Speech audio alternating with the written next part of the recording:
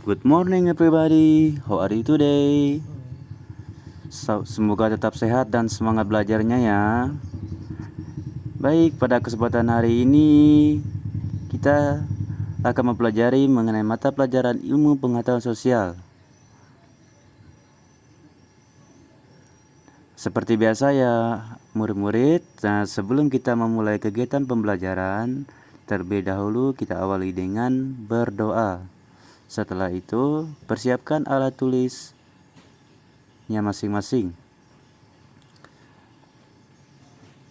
Baik, pada kesempatan kali ini kita akan mempelajari mengenai materi perdagangan antar daerah atau antar pulau dan perdagangan antar negara. Adapun tujuan pembelajaran pada hari ini, peserta didik diharapkan dapat menjelaskan pengertian perdagangan antar daerah atau antar pulau, menjelaskan tujuan perdagangan antar daerah atau antar pulau, mengidentifikasikan faktor pendorong perdagangan antar daerah atau antar pulau, mengidentifikasikan manfaat perdagangan antar daerah atau antar pulau, menjelaskan pengertian perdagangan antar negara, menjelaskan ruang lingkup perdagangan antar negara, mengidentifikasi aktivitas perdagangan antar negara, mengidentifikasi manfaat perdagangan antar negara, menjelaskan faktor pendorong perdagangan antar negara, mengidentifikasi kebijakan pemerintah untuk mendorong kegiatan ekspor, menjelaskan faktor pendorong ekspor dan impor, dan yang terakhir yaitu menjelaskan perbedaan perdagangan antar pulau atau antar daerah dengan perdagangan antar negara. Baik, perhatikan pada layar di depan ini. Pontianak memiliki keunggulan kooperatif yaitu kopi Aming. Sedangkan Jawa Barat memiliki keunggulan kooperatif yaitu dengan penghasilan beras. Lalu apa itu yang dimaksud dengan keunggulan kooperatif? Keunggulan kooperatif merupakan kemampuan suatu daerah atau negara menghasilkan suatu produk dengan biaya produksi lebih murah ketimbang daerah atau negara lain. Keunggulan dari masing-masing daerah disebabkan karena adanya potensi daerah yang satu dengan potensi daerah lain yang berbeda. Perbedaan posisi juga biasanya terjadi karena adanya perbedaan teknologi. Dan di dalam ilmu ekonomi, kedua daerah akan saling menguntungkan jika bersedia bertukar akan penghasilan masing-masing daerah. Apa itu perdagangan? Perdagangan atau perdagangan merupakan kegiatan tukar-menukar barang atau jasa berdasarkan kesepakatan bersama tanpa ada unsur paksaan. Nah, jadi di sini perdagangan itu merupakan kegiatan tukar-menukar barang tanpa ada unsur paksaan. Pertama-tama kita akan menjelaskan mengenai materi perdagangan antar daerah atau antar pulau. Apa itu perdagangan antar daerah atau antar pulau? Perdagangan antar daerah atau antar pulau merupakan perdagangan yang dilakukan oleh penduduk atau lembaga suatu daerah atau pulau lain dalam satu batas wilayah negara atas dasar kesepakatan bersama. Adapun tujuan dari perdagangan antar daerah atau antar pulau terdiri dari dua. Yang pertama itu memperoleh keuntungan, yang kedua memperluas jangkauan pasar. Baik, kita bahas satu persatu ya. Yang pertama, tujuan perdagangan antar daerah atau antar pulau yaitu memperoleh keuntungan, yang dimana adalah untuk memperoleh keuntungan. Nah, keuntungan ini diperoleh dari selisih harga beli dengan harga jual, di mana jika barang diproduksi sendiri, maka keuntungan diperoleh dari selisih antara harga jual dan biaya produksi. Jelas ya? Yang selanjutnya, tujuan perdagangan antar daerah antar pulau yang kedua yaitu untuk memperluas jangkauan pasar, yang dimana perdagangan sampai keluar daerah atau antar pulau dapat memperluas jangkauan pasar. Ini maksudnya itu jumlah konsumen yang mengonsumsi barang tersebut semakin banyak dan tersebar di berbagai daerah. Contohnya, produk minyak gosok tradisional dari daerah X dijual ke daerah Y. Maka sekarang pengguna minyak gosok tersebut bukan hanya penduduk daerah X, tetapi juga penduduk daerah Y.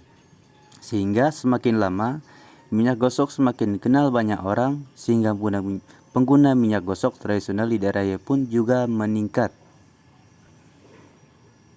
Selanjutnya, adapun faktor pendorong perdagangan antar daerah atau antar pulau, yaitu ada dua. Yang pertama, perbedaan faktor produksi yang dimiliki. Yang kedua, perbedaan tingkat harga antar daerah atau antar pulau. Baik, kita bahas satu persatu ya. Faktor pendorong yang pertama itu perbedaan faktor produksi yang dimiliki. Faktor pendorong perdagangan antar daerah antara lain perbedaan faktor produksi yang dimiliki, terutama faktor produksi alam.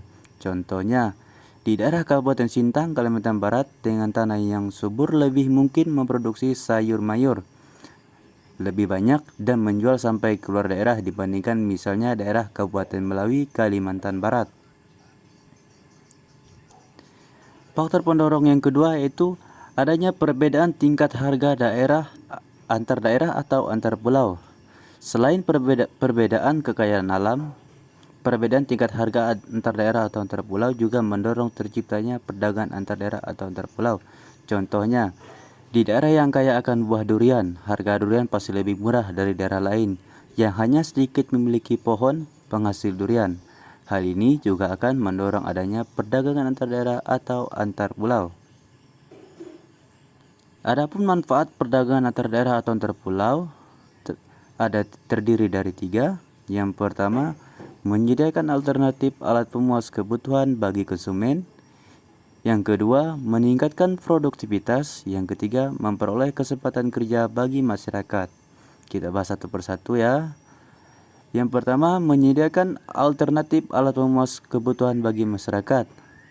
Maksudnya itu perbedaan kandungan alam serta perbedaan produk antar daerah atau antar pulau akan menyebabkan barang hasil produksinya berbeda. Sehingga dengan adanya perdagangan antar daerah atau antar pulau, konsumen dapat menikmati produk yang tidak diproduksi di tempat tinggalnya. Manfaat kedua itu untuk meningkatkan produktivitas. Pemasaran produk yang makin meluas akan menyebabkan permintaan atau pemesanan terhadap produk menjadi meningkat. Hal ini akan mendorong produsen meningkatkan produksi sehingga meningkatkan produktivitas. Jelas ya?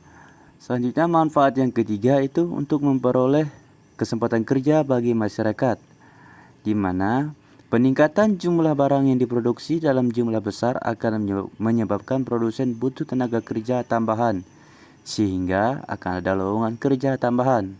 Selain itu, perdagangan lintas daerah juga akan memunculkan unit-unit usaha baru, seperti jasa kirim, perluasan transportasi, dan sebagainya. Baik, yang untuk selanjutnya kita akan bahas mengenai perdagangan antar negara. Perdagangan antar negara merupakan aktivitas perdagangan yang dilakukan oleh masyarakat suatu negara dengan masyarakat negara lain atas dasar kesepakatan bersama. Masyarakat yang dimaksud dapat berupa individu, kelompok, lembaga, pemerintah, suatu negara dengan negara lain. Jelas ya? Adapun ruang lingkup perdagangan antar negara, yang pertama itu perpindahan barang dan jasa dari suatu negara ke negara yang lain. Kedua, perpindahan modal melalui investasi asing dari luar negeri ke dalam negeri. Yang ketiga, perpindahan tenaga kerja dari suatu negara ke negara lain. Yang keempat, perpindahan teknologi dengan mendirikan pabrik-pabrik di negara lain. Yang kelima, penyampaian informasi tentang kepastian adanya bahan baku dan pangsa pasar. Adapun aktivitas perdagangan antar negara yaitu terbagi menjadi dua. Yang pertama, ekspor. Ekspor merupakan kegiatan menjual barang atau produk ke luar negeri. Ekspor dilakukan oleh seorang atau badan. Pelaku ekspor ini disebut seorang eksportir. Yang kedua yaitu impor. Impor merupakan kegiatan membeli barang dari luar negeri. Seseorang atau badan yang melakukan impor disebut importir. Selanjutnya, adapun manfaat perdagangan antar negara, yang pertama untuk memperoleh keuntungan. Yang kedua, memperoleh barang yang tidak dapat diproduksi di dalam negeri. Yang ketiga, menjalin persahabatan antar negara. Dan yang keempat itu transfer teknologi modern. Jelas ya? Selanjutnya, adapun faktor pendorong perdagangan antar negara, yaitu untuk memenuhi kebutuhan barang dan jasa dalam negeri. Keinginan memperoleh keuntungan dan meningkatkan pendapatan negara, adanya perbedaan kemampuan penguasaan ilmu pengetahuan dan teknologi dalam mengolah sumber daya ekonomi. Selanjutnya, adanya kelebihan produk dalam negeri sehingga perlu pasar baru untuk menjual produk tersebut. Selanjutnya, adanya perbedaan keadaan sumber daya alam, iklim, tenaga kerja, budaya, dan jumlah penduduk yang menyebabkan adanya perbedaan hasil produksi dan adanya keterbatasan produksi. Yang terakhir, keinginan membuka kerjasama, hubungan politik, dan dukungan dari negara lain. Yang terakhir, terjadinya era globalisasi sehingga tidak satu negara pun di dunia ini dapat hidup sendiri. Selanjutnya itu neraca pembayaran atau balance of payment. Neraca pembayaran sangat penting dan perlu dibuat oleh suatu negara dalam kegiatan perdagangan antar negara karena alat pembukuan untuk mendapatkan keterangan-keterangan mengenai anggaran alat-alat pembayaran luar negerinya, kita bisa mengetahui apakah dalam saat tertentu satu negara masih dapat mengimpor barang-barang lagi atau tidak, dapat menjelaskan pengaruh adanya transaksi perniagaan luar negeri terhadap pendapatan nasional negara yang bersangkutan, dan dapat digunakan untuk mengetahui bagian-bagian tersendiri atau pos-pos dalam neraca pembayaran negara tersebut dengan negara tertentu. Terakhir, dapat digunakan untuk mendapatkan informasi yang terperinci tentang hal-hal yang berkaitan dengan perdagangan luar negeri.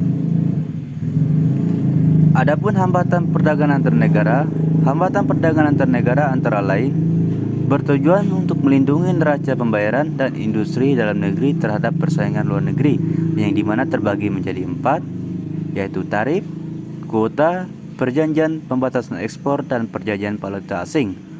Baik, kita bahas satu persatu ya. Yang pertama itu tarif. Tarif merupakan pembebanan pajak atau custom duties terhadap barang-barang yang melewati batas suatu negara. Tarif digolongkan menjadi bea ekspor, bea transit, bea impor, dan uang jaminan impor. Yang kedua, kuota. Kuota merupakan pembatasan jumlah fisik terhadap barang yang diperdagangkan secara internasional. Yang ketiga, perjanjian pembatasan ekspor. Perjanjian sukarela antara pengekspor dengan negara pengimpor dalam rangka membatasi volume perdagangan untuk barang tertentu.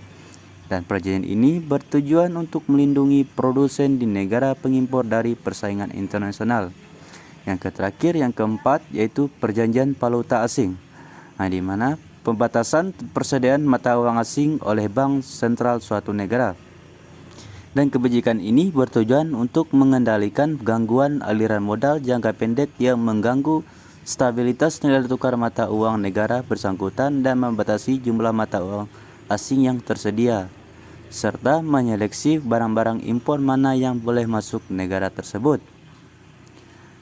Oke, selanjutnya kita akan membahas mengenai kebijakan pemerintah dalam mendorong ekspor. Adapun kebijakan pemerintah dalam mendorong ekspor terbagi menjadi 8. Yang pertama, untuk memberi kemudahan kepada produsen barang ekspor. Yang kedua, melakukan diversifikasi produk ekspor. Yang ketiga, menjaga kestabilan nilai tukar rupiah. Yang keempat, menciptakan iklim usaha yang produktif. Yang kelima, melakukan devaluasi. Yang keenam, membuat perjanjian dagang internasional. Yang ketujuh, meningkatkan promosi. Yang kedelapan, membina dan memberi informasi kepada para eksportir agar lebih profesional untuk memasarkan produknya di luar negeri. Baik, kita bahas satu persatu ya. Yang pertama yaitu untuk memberi kemudahan kepada produsen barang ekspor. Kebijakan yang mendukung ekspor antara lain berupa kemudahan mengurus perizinan serta memberikan fasilitas kepada produsen barang ekspor.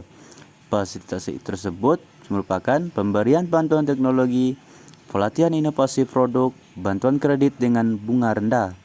Dan hal ini akan menjadikan produsen menjadi semangat untuk berproduksi sehingga harga faktor produksi yang murah dapat menurunkan harga jual sehingga dapat meningkatkan daya saing suatu perusahaan. Kebijakan yang kedua yaitu melakukan diversifikasi produk ekspor. Diversifikasi produk ekspor yaitu usaha menambah macam-macam barang yang diekspor ke luar negeri. Misalnya, Mulanya suatu negara hanya mengekspor minyak dan karet, kemudian menambah produk ekspor menjadi minyak, karet, dan kayu lapis. Kebijakan yang ketiga yaitu menjaga kestabilan nilai tukar rupiah. Kestabilan nilai tukar rupiah sangat penting bagi eksportir. Kenapa? Karena nilai tukar rupiah yang stabil terhadap mata uang asing akan mempermudah para eksportir untuk menghitung biaya produksi produk ekspornya. Sehingga dengan kepastian nilai rupiah, para eksportir lebih mudah dalam menentukan harga produknya di pasar internasional. Dan keadaan ini akan mengurangi tingkat keraguan eksportir untuk melakukan ekspor pada produk mereka. Kebijakan yang keempat yaitu menciptakan iklim usaha yang kondusif. Menciptakan iklim usaha yang kondusif yaitu agar para pengusaha tertarik melakukan ekspor, maka pemerintah perlu memberikan kemudahan-kemudahan seperti penyederhanaan prosedur ekspor dan penurunan biaya ekspor. Sehingga dengan diberikannya kemudahan-kemudahan tersebut, para pengusaha bisa menghemat biaya dan lebih lancar untuk melakukan ekspor. Akibatnya, calon eksportir yang semula masih ragu-ragu untuk melakukan ekspor menjadi lebih tertarik untuk melakukan ekspor. Kebijakan kelima yaitu melakukan devaluasi. Apa itu melakukan kebijakan devaluasi?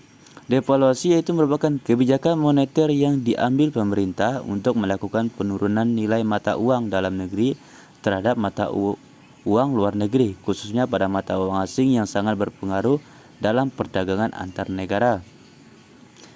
Kebijakan yang keenam yaitu membuat perjanjian dagang internasional. Perjanjian mengenai perdagangan antar negara telah banyak dilakukan oleh beberapa negara. Perjanjian ini mencakup kesediaan masing-masing negara untuk menjadi pembeli atau penjual suatu barang, sehingga masing-masing negara memperoleh keuntungan. Penjual atau eksportir mempunyai pasar dengan perlindungan istimewa dari perjanjian tersebut. Selain itu, pembeli juga dapat mempunyai penjual yang telah memenuhi kriteria sesuai perjanjian.